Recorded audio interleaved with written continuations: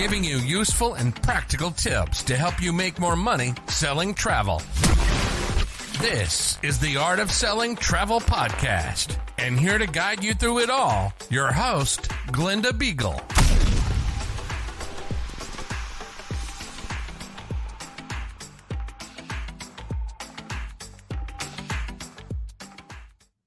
Well, hello. Welcome back to another episode of the Art of Selling Travel podcast. I am your host, and I got to tell you, this episode is not the one I actually recorded for today, but that's a good thing.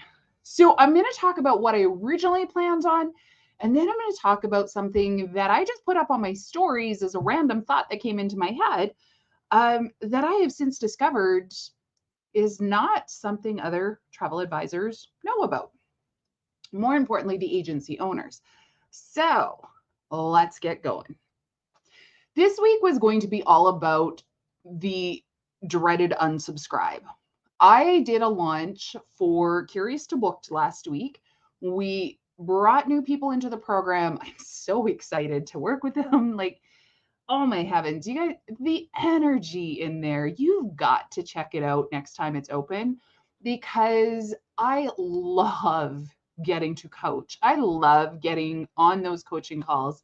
I don't remember how long our kickoff call was, but it felt like it was 30 seconds and I know it was over an hour. Like it just poof, it was that. But we've got coaching calls coming up and I can't wait. Like this is just my favorite part. I know I shouldn't be talking all about me, but I wish you knew how much I loved to do the coaching part of it. That is my favorite part. So with putting out an offer, with asking people for the sale, inevitably you're going to have people that are like, oh no. And then you're going to get the unsubscribes. It's just part of the process. But here's something that was really interesting. I actually got quite a few unsubscribes. And when I talk to different travel agents out there, I hear from them, they're like, I don't want to ask them to buy something because they're going to unsubscribe. Good. Because if they're only here for the free stuff and they're not willing to put money where their mouth is, you don't want them on your list. What is the point of collecting? And the same can be said for your social media. What is the point of collecting followers if they're never actually going to convert to a customer? So while having a massive amount of unsubscribes, and who knows what a massive amount means to you, but having a massive amount without understanding where, why, or how it is that they unsubscribed, it can leave you a little bit puzzled. But here's what I want to talk about. So first off, when they unsubscribe, you get to choose the meaning. That's not to say that there's not some data and other such that goes along with it. But in terms of how it is that you respond to it, how it is it makes you feel, how it is that it affects your mental state surrounding your business, that's a choice. How it makes you feel is a choice. And it's your choice. It's not a choice of somebody else. Not a choice of the person who unsubscribes, nothing. In fact, have you ever unsubscribed? Sometimes it can just be, it's like, oh my heavens, my inbox is so full, and you just go through and you wipe out like everybody. I did that not too long ago. I have one email account that I'm like, this is crazy. I also set up some that just go straight into a designated folder for them. I can't tell you, some companies like email 3, 4, 5 times a day. It's ridiculous. But when I looked at it, so actually, let me back up. When it first started coming in, and so in my world, it was a lot. It was still only 1% of my entire list, but it happened 3 emails in a row. And I was like, ooh. So I could look at it that it's 3%. Or I actually could look at it was 1% of the whole list, but yet only 50% or 40%, depending on the iOS, actually opened it. So really and truly, in some ways, that's more like 2 or 3% of my list unsubscribed each time. And you know what? I looked at it and thought, Hallelujah. I was so excited they unsubscribed, because here is the thing. Since the majority of people have joined my list, this is the first paid offer I had put in front of them. Legit. I do a lot of behind the scenes and things like that where I don't make public offers. I have people that come to me to work one-on-one, or for a small host agency who wants to help out their sales team, things like that. I get approached for those on a fairly regular basis and do a lot behind the scenes. But to do a public offering to those that have just met me through doing trainings or webinars or just through social media and whatnot, this was the first paid offer I had put out to the majority of that list. If you've been around for a really long time, I've put out offers before. It was just the first one I had done actually in over a year. So in which case, for a lot of them, it was the first time they've seen me ask for something in return. So if on the first time I ask somebody, would you like to buy, they hit the eject button, hallelujah, don't let the door hit you in the tail on the way out. Now, that might sound harsh. And if you were one of them and it wasn't an accident that you unsubscribed, if it was an accident that you unsubscribed, send me a message. We'll hook you back up again. But if you did it on and we're like, nope, I'm out. She wants money from me. I'm out. I want you to ask yourself, how much is free education worth? Because I'm going to say that there's probably not enough value in there for you if the first time or the first week of offer you were out. It really made me pause and wonder, how could these travel agents, if on the first time somebody's asked them to buy something, they hit the eject button? It made me really curious about their business.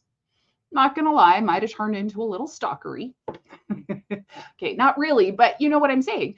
I wanted to know, because what did these people all have in common? Because this is where you take and you infuse data. You follow the data, follow the trail. So I wanted to know, one, how long had they been on my list? Some of them had been on my list for months and months. Some had only been on a couple of weeks. Some had only been on 1 week. If you've only been on 1 week, you don't even know me yet. And all of a sudden I'm asking you to marry me. Yeah, I get it. You were like, nope, too serious, too much. I was just here for a good time, but instead, for the ones that were genuinely had been there a while, you knew what to expect. You knew it was coming. In fact, I had been teasing it in my emails coming up. So I wanted to have a look. So I did, for any of them that had a company name somewhere within their email address, I actually looked up their website. I didn't go to their social, so I don't know what that looks like. I just went to their website. And here's something that a lot of them had in common. Promise the best price. No fees charged. We'll find you the cheapest deal. Discount, discount, discount. My favorite were the ones now booking 2021, now booking 2022. Okay, don't put now booking if you're not going to update it. But the thing is, though, is that this was a lot of travel agents who were all about the discount, all about the deal. In which case, Curious to Booked was not the right program for them, because the very first thing that we teach you in Curious to Booked is, if you compete on price, you already lost. So in which case, hallelujah, because my list, the emails I was putting out, was already pre-qualifying my list for me. And when I talk to travel agents, they're like, I don't want to ask for anything on my list. I don't want to ask anything on my emails, because what if they all run away? Well, I would rather that they run away at the first time I put out an offer than think I've built a really good quality list so that I could put out a really big offer. Your business is only as healthy as your list. So if your list is not healthy, neither is your business. And that's a really important and yet very difficult thing for so many of us to understand and to accept. Now, I'm not going to say you need to sell on every email. In fact, I highly discourage it. I had planned to take a little bit of a break with my email list, but we're going to be putting out an offer right away again. We're going to do a really low ticket offer. Um, Chatting with a friend of mine, Sandra, we're going through the bonuses that I offered in Curious to Booked, and the one is going to be how to sell your fees with ease. And so we got talking about the fact that the two most important things you need to be able to sell is why somebody should use a travel advisor, aka you, and why they should pay your fees and how do you get them to pay your fees. And so I was already doing the fees as a part of a bonus, and I said it was going to be on demand, and she goes, you really need to deliver that one live and then offer it out to other people. She goes, there's so many people in my community that could use that training. So we are actually going to be doing that. It's going to be coming up very soon. For those that are still on the email list, you are going to get an email with all the details on that. If you're not on the email list, send me a DM on Instagram, or come join us over on the Facebook group. I'm going to link up the Facebook group and my Instagram on the show notes here, so that you can find us there. But the thing is, though, is that I'm only putting out things that I genuinely believe are of an immense value for my audience. I put them out because I believe the majority of my audience genuinely needs this information.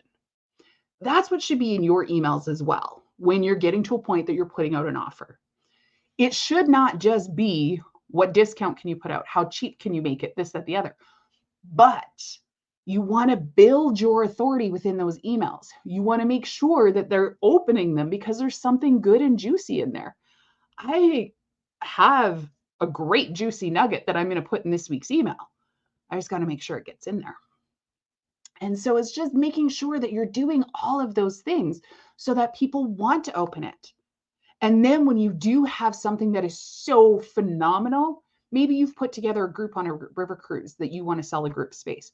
Maybe you just saw the most epic itinerary doing the Norwegian fjords and things like that. And you're like, this is spectacular, whatever it is, but it has to be for the majority of the people on your list, which goes back to why you've got to make sure you've got your niche and everything all narrowed down. Because when you're going to get to a point that you're putting out an offer that you want to sell to those you've been marketing to build up that connection, to build up that list, it all has to be in alignment. It all has to go together. The next time you get an unsubscribe, look at where they came from, how long they've been there. Are they a past customer? Have they ever made a purchase from you? Is there multiples? Is there something you did differently that triggered it? And then I want you to celebrate, because people will self-identify and remove themselves. I actually had a few people that had just downloaded a freebie from me within the week, and boom, they're already out, or had just done that. A lot of them came from the same freebie, which was really interesting to me. And so I actually probably going to switch up some of my freebies, because I want to make sure that my freebies, my lead magnets, whatever you want to call them, are going to bring in people who, one, I always want to make sure I provide value in it. So I always want to make sure that they're going to get value. But two, that it will ultimately convert to the type of client I want them to be. Because it's not just about getting the biggest list. It's about getting the best list that's going to convert to the best ideal client for your business. Okay. So that was what I had recorded for the first episode, or for the original episode. But now I want to talk to you about something that just came up. And in reality, I probably could have made it a whole separate episode. And if you really like this, what we're going to talk about next, I want you to send me a message, because this is how things come to be. This is how ideas for this podcast genuinely come up. And I wanted to get it out. That's why I've added it onto this one. So I was chatting with Sandra of Travel Marketing and Media, I don't know, last week and over the weekend. We were having a conversation, and we were talking about different commission rates that suppliers will pay advisors and this, that, the other. And she was asking, well, is this a good commission rate? Is that a good commission rate? What should advisors be expecting? Is there ways, how do they know? And so we were talking about the fact that different consortia have different rates, how this has different rates, how that has different rates. But I also said to her, I said, but you can also negotiate your commission. And she said, what? And I said, yeah, you can negotiate your commission so long as there's a basis and a business plan in place for it. And so that led into a whole other conversation. We talked about that at length. And then it got me thinking, do other agency owners know this? Now, when I was with a franchise, I actually had a special thing on there that said we could not negotiate our own contracts. Then I found out some of the offices that were super big, they had secondary contracts. So it is what it is. But here's what happened. When I left that franchise, because I didn't want to pay franchise fees anymore, I went to a completely independent branding. And when I did that, I went to a different consortia, and their preferred suppliers looked a little bit different than the ones I had. And because I really liked one river cruise company in particular, I went to them and I said, whew, I've dropped by I went from 16% down to 10% by going independent. And I said, that's not an option. This is where the bulk of my river cruise commissions are at. And you don't want to know what my rep said to me? Well, do you book many other river cruise companies? I said, I've got one or two other ones out there. But I said, the bulk of my business is with you. And that's really worrisome because I'm not going to do 10% when I can be getting 15 through 18 at these other ones.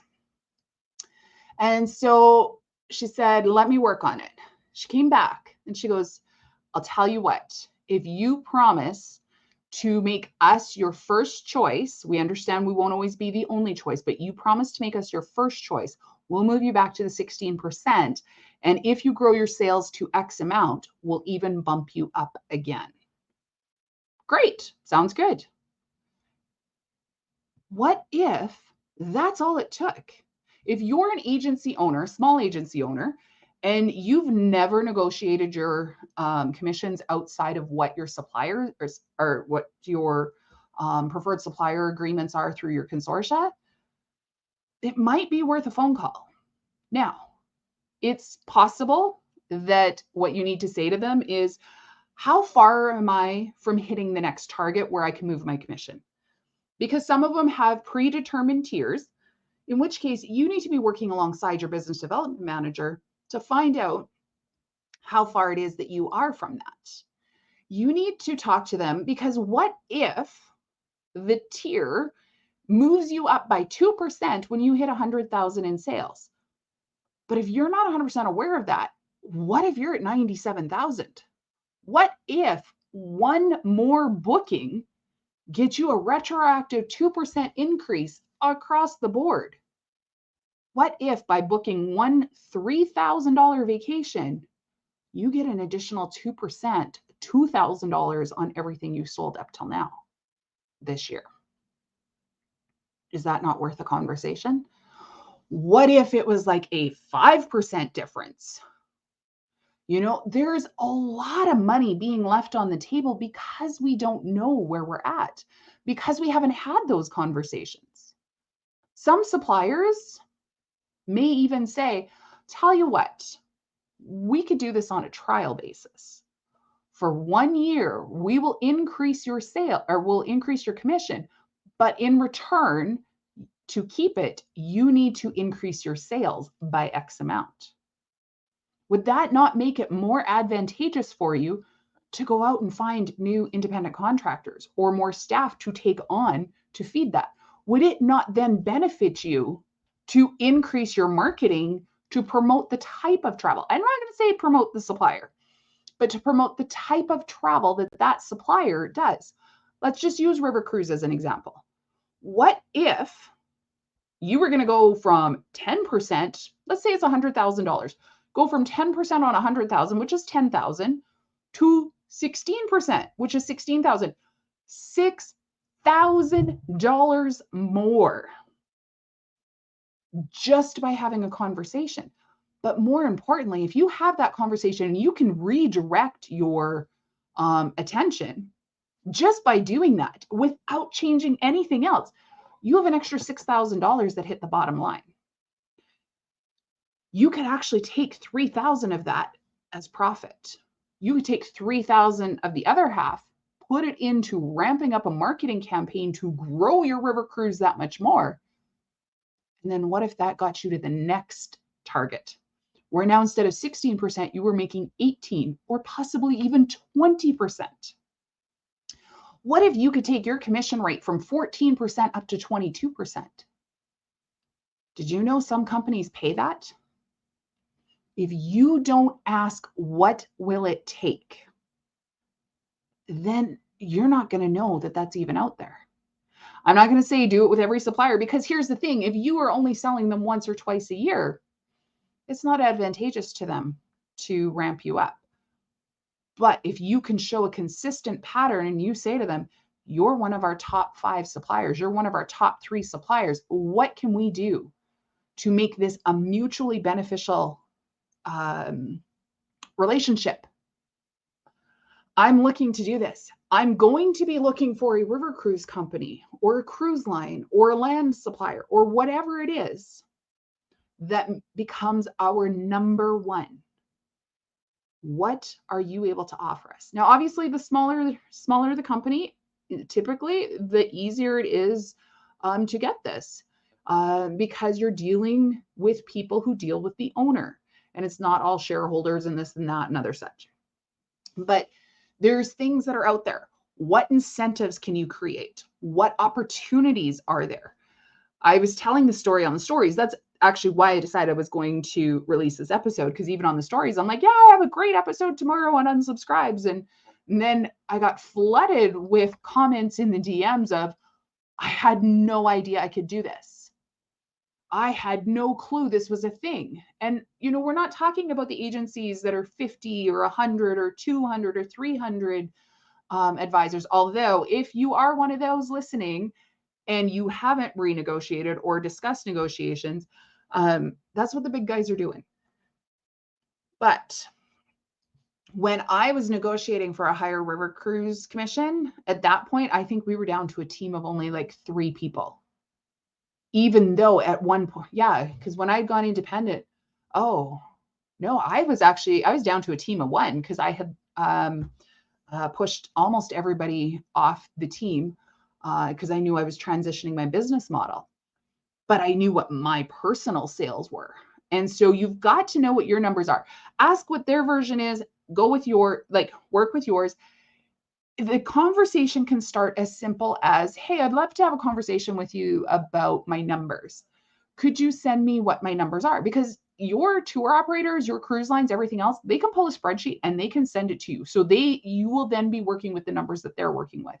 It's always actually a good idea, especially if you were with another agency and now you've built your own, or even if you've switched your branding. I did that when I left my franchise company and went to a completely independent branded.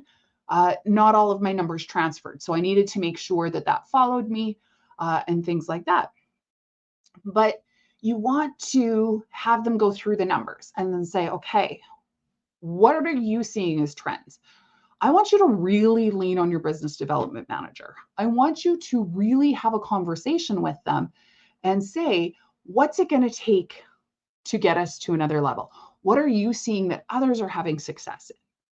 I remember one company, it was an airline, that had come to the agency. This was back years ago when I was working for somebody else. Pardon me. And they had approached us and said, hey, we're going to run this contest.